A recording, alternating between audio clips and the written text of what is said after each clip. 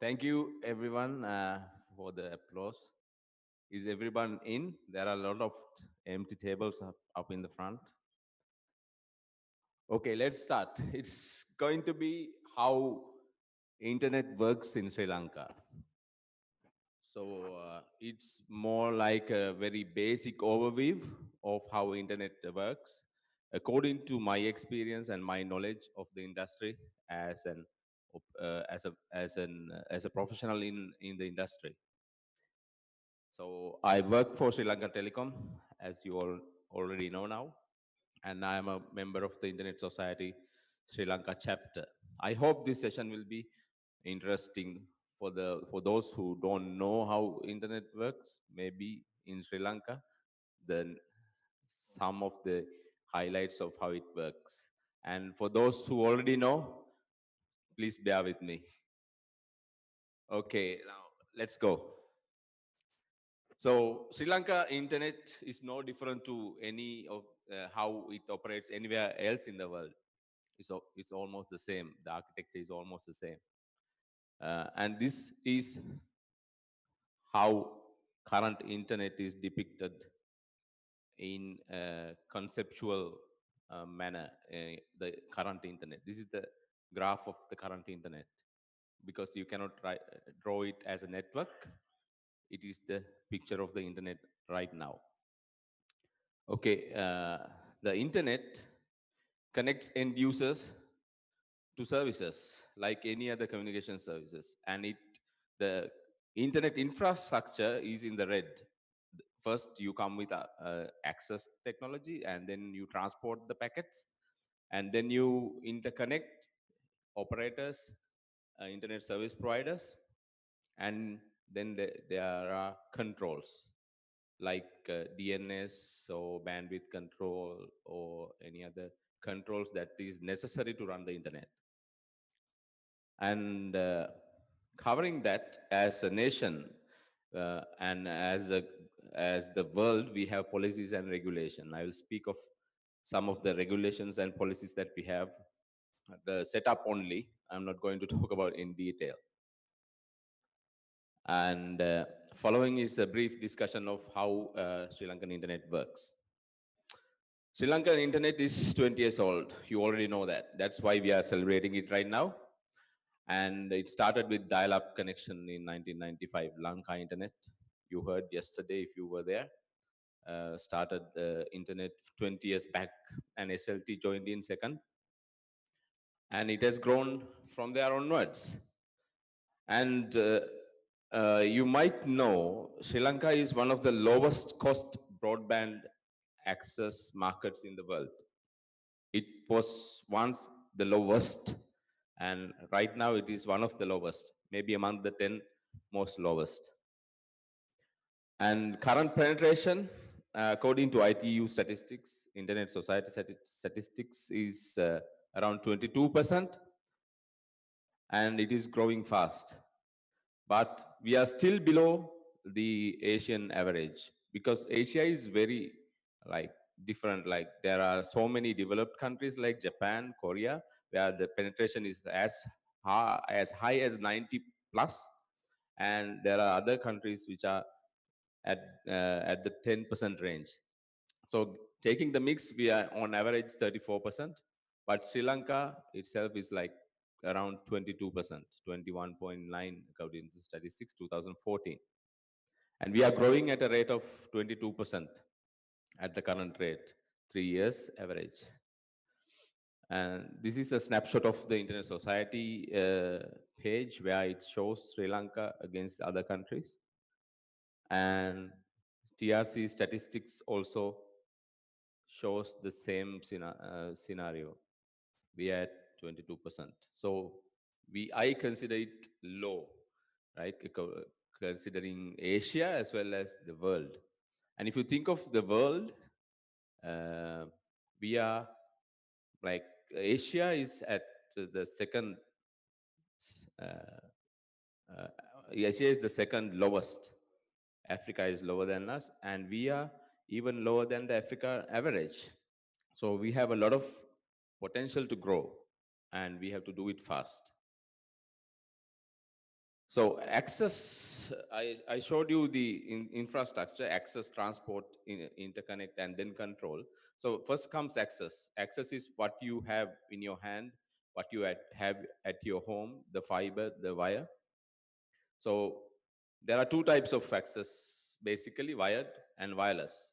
We take wired, we have copper, basically telephone lines.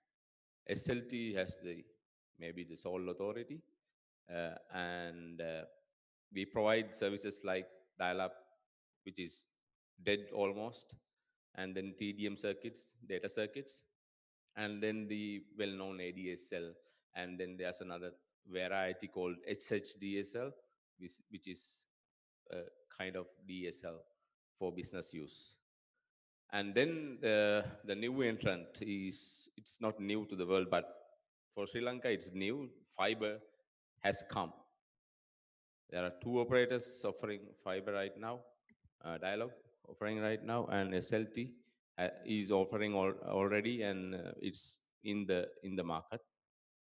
So fiber to your home, fiber to your office, and Ethernet fiber was there for many years from SLT, and also other operators were offering fiber Ethernet services like Metro Ethernet, carried, but basically for business. It came to home 1 year back. So now in the metropolitan areas, you can get fiber. It's called a technology called passive optical network, right? F, fiber to the home, FTTH. And then wireless. There are so many technologies. Started with maybe analog, and then now we have had CDMA for telephony, but a little bit of data, internet on that.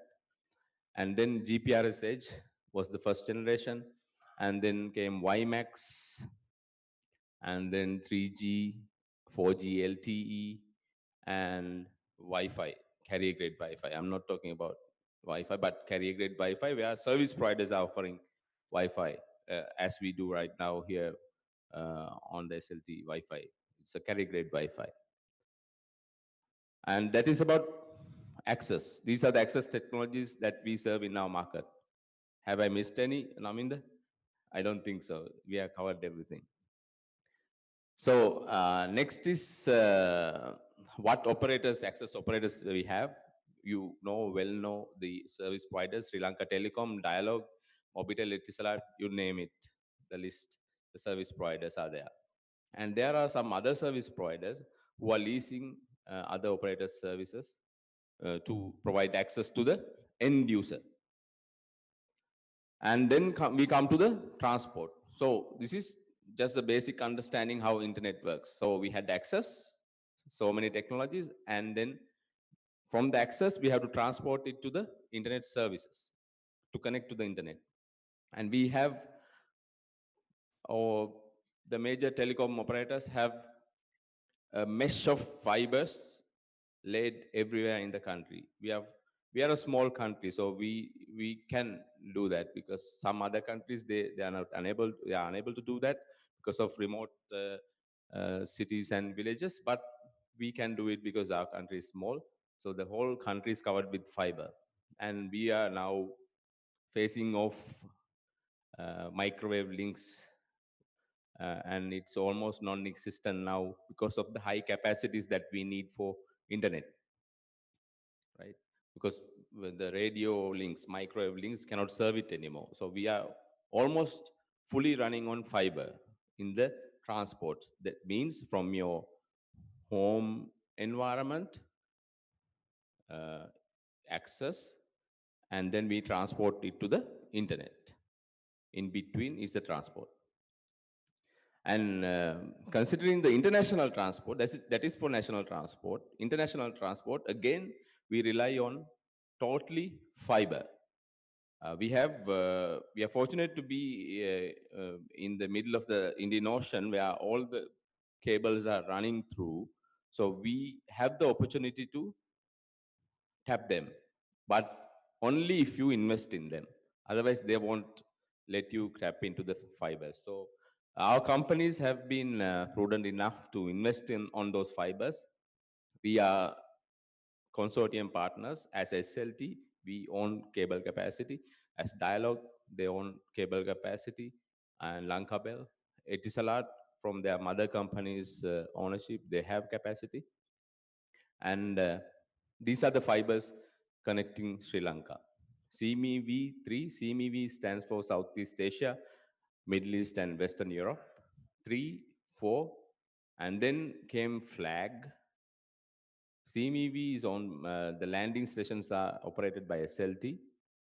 Flag is another international cable, which is the landing station rights are with Lankabel.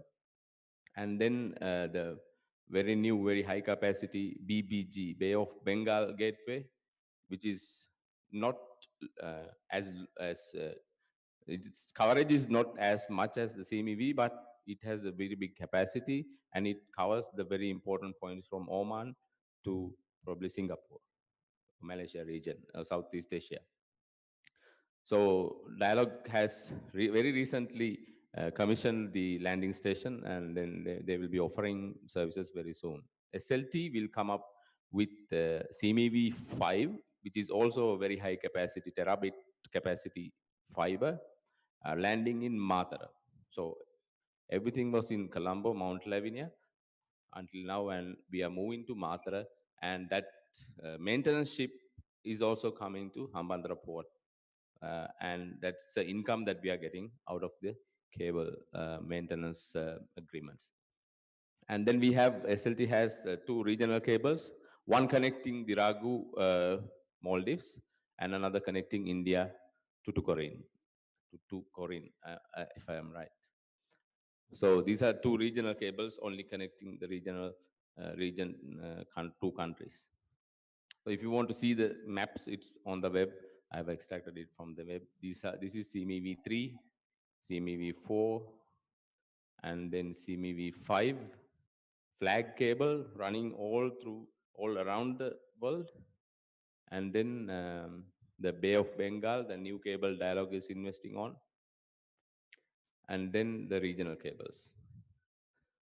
So, being in a hub position in the Indian Ocean, we have the opportunity to cater as a transit location, but still we have not reached that state like Singapore. But we have the opportunity to have sufficient redundancy, east-west redundancy, as well as India north-wise redundancy. In case east cable cuts, we have capacity on the west, and we have multiple cables also now connected to Sri Lanka. So we have a lot of redundancy now with the number of cables coming in, and also cables running both ways and upwards. So internet peering. Peering means, because if I'm an ISP, I cannot work alone. If I want to connect your next door, which is another operator, I have to have interconnectivity, right? So this is peering means interconnectivity. Um, Peering with global carriers, ISPs, and content. Content means carriers are who carry our content to the end networks, like Google or some other network. Content providers are who own the web content on the internet. So all major ISPs have to connect to either a carrier or directly to a content network to serve you the content that you request, right? So that is natural. So all our operators either connect via dedicated links, or they can peer to a internet exchange point, the so-called internet exchange in the world. There are so many exchanges, London, Amsterdam, or Singapore. There are so many exchanges, international, global level exchanges, where we can go and connect with the other operators and also content. And then we can peer with content delivery networks. There are content delivery networks which provide services, a service of content delivery. We can have them locally, as a cache, or we can get connected at an IEX, Internet Exchange. So content, for example, content will be like Google. Akamai is a company which is a content delivery network. These are the examples. And if you are not going directly to connect to international carriers or international content, you can buy transit from a major carrier like ISLT or Dialog or somebody has which has capacity. So these are the two ways that you can connect to the global internet. And locally, how you connect? You can have mutual peering. If I am SLT and Dialog, we can have an agreement, set up a link, and exchange traffic. Dialog to SLT, SL to Dialog. There could be a payment or not. Usually, there's not in Sri Lankan environment. And other method, and which is more recommended in the internet industry, is to have a peer at an internet exchange where all the operators come to one place and you do your route, so-called route exchange at that point. And in Sri Lanka, there are two exchange points. One operated, one actually hosted at Lanka Communication Services, and the latest hosted at Sri Lanka Telecom. Architecturally a little bit different, but serving the same purpose. For redundancy, we have to have two at least. So it is there. So most of the traffic is going through these internet exchanges. Private peerings are there, but more dominant on the domination is on the IX, internet exchanges. Control. What are the control elements in internet? Basically, I would say DNS. If you are the most popular method is browsing or using internet or connecting to other networks, you need DNS. So DNS is one of the control elements, basic control elements for internet to work properly. And then netting is another control that service providers provide. And in Sri Lanka, IPv4 traffic, the current, the existing traffic is netted. Means you are not, usually you do not get a public IP, a routable IP through the internet. You are getting a netted IP from the service provider, usually. But there are exceptions. And DNS is provided by all service providers. All service providers provide their DNS server, resolvers, and DNS caches so that their customers can put the DNS configuration in their client, right? So we SLT provide their own DNS, Dialog will provide their own DNS, Lanka will provide their own DNS. So these are the control elements. And there's one root server in Sri Lanka, which is root server is the top level server of the DNS hierarchy. And there's iRoot server in Sri Lanka, but there's a question mark. Currently, it doesn't look running. Right? It was running up to last year.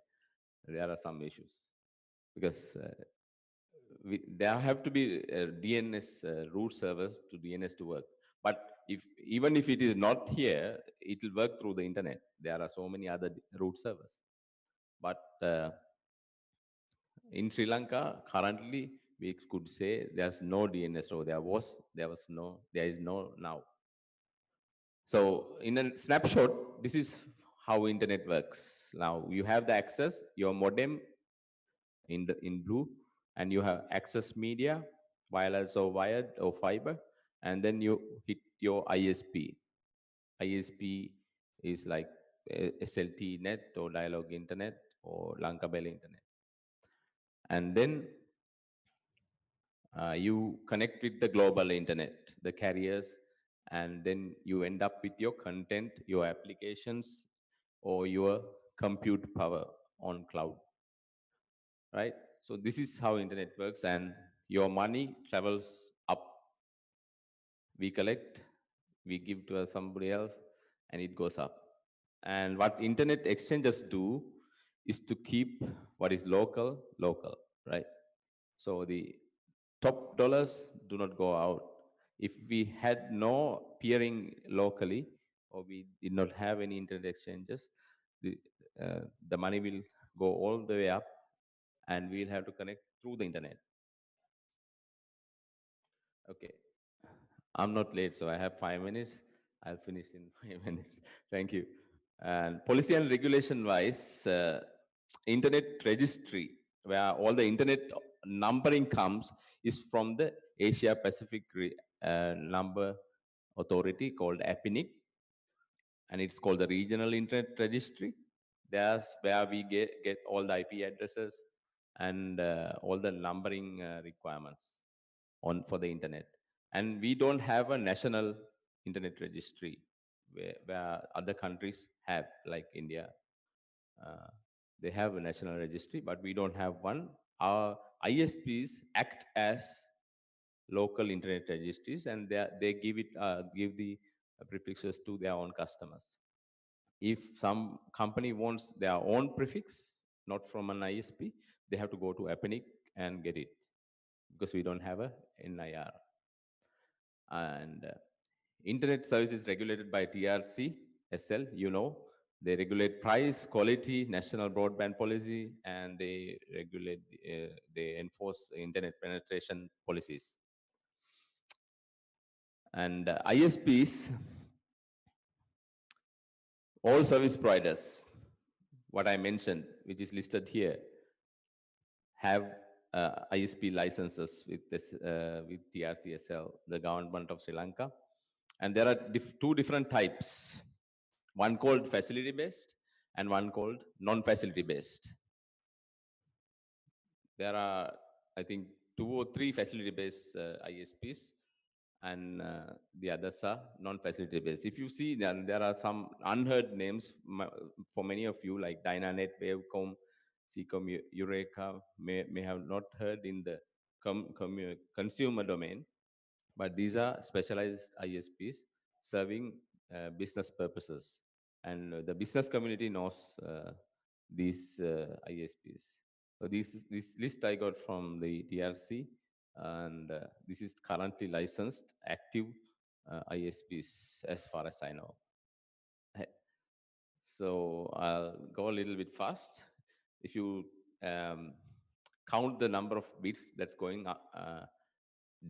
coming down from the internet to us, it could be approximately 50 to 60 gigabits per second for the for all operators, right? At the peak time. And almost 95% of the traffic is not local, non-local. And some of the popular content, which is serving, by my experience, almost 50% of our internet, like carried by Google and Akamai and some other content providers.